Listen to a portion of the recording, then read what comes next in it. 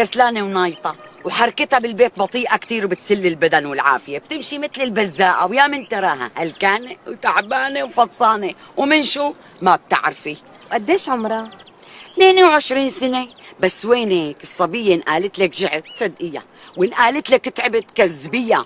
يا عليم الله لو بتميل على حيط بتهده. لك لما بتتكاسر مع ابني صبحي بتكسره، عصبها ماكن وعظمه قوي. شو هالحكي؟ طيب من امتى اكتشفتي هالشي فيها؟ يعني بدك تقولي بعد ما حبلت، لأنه حبلت بعد دخلتها بكم شهر. وشوفي بقى غلاظتها بالوحام، هي من غير وحام دائما بتعمل حالها مريضة.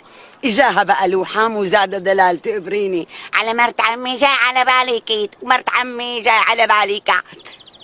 وانا عم ارقد لها مثل الصانعه وهي قاعده ومبرطعه، لا وما بتشيل غراض بحجه الوحام والمرض، بس عند الفوته والطلعه بتشب مثل الضبعه.